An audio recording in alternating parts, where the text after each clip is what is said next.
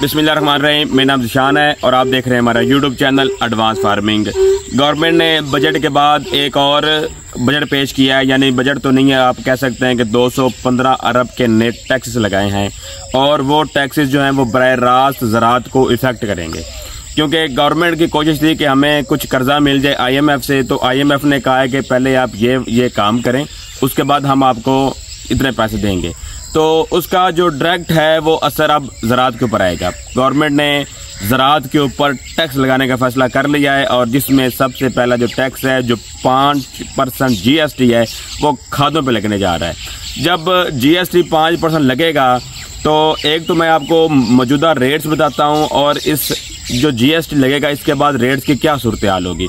क्योंकि खादें जो थी अल्लाह का शुक्र है कि पिछले 1-1.5 महीने से कुछ सस्ती हो रही थी, तो लेकिन जब ये इकदाम हुआ है, पहले तो मैं ये उम्मीद थी कि DAP भी नीचे आएगी, नाइट्रोजन यूरिया भी नीचे आएगी, लेकिन अब जो ये GST लगेगा 1 जुलाई के बाद इसके रेट्स जो हैं, ये GST फास्फोरस और नाइट्रोजन पे लग रहा है। फास्फोरस ऐसी खादें हैं जिनके अंदर फास्फोरस है, वो चाहे वो DAP है, जरखेज प्लस है, नाइट्रोफास है, एंग्रो की जोरावर है, यानी जिस खाद के अंदर फास्फोरस की कुछ मिकदार है या ज़्यादा मिकदार है उसके ऊपर GST लगेगा।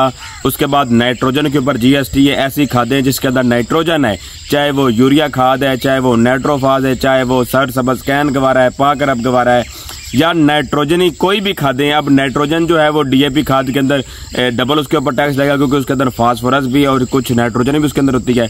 तो गवर्नमेंट 5% GST टैक्स लगाने जा रही है, जिससे बराह रास्त हम किसान मुतासिर होंगे। तो एक मशवरा मैं आपको ये दूं कि ऐसे लोग जिन्होंने मौसमी मकई काश्त करनी है, वो 1 जुलाई से पहले जितनी खादें आपने एडवांस लेनी है आप लेके रख सकते हैं। खादों के रेट्स मैं आपको बता देता हूँ। कुछ दोस्त मुझे मैसेज करके पूछते हैं ये रेट्स कहाँ पर हैं। भाई आपने ये रेट्स वहाँ पर जाकर दुकानदार से आपने मांगने हैं कि भाई इस रेट्स के ऊपर हमें खादें मिल रही हैं। अब हमारे इधर तांदलेवाला फैसलाबाद में जो खादें हैं ये अंडरप्राइज मिल रही हैं। अंडरप्राइज का मतलब है कि जो लिस्ट के ऊपर रेट है उससे भी सस्ती खाद मिल रही है। जो हम अगर यूरिया की बात करें, यूरिया रेट जो है उसका ब्लैक मार्केट मुकम्मल तौर पर ख़त्म हो चुकी है। यूरिया आपको 3050 रुपये में मिल जाएगी या आपको ज़्यादा से ज़्यादा 3200 में मिल जाएगी, लेकिन इससे ऊपर 1 रुपया भी रेट नहीं है। किसी किस्म की शॉर्टेज कोई नहीं है।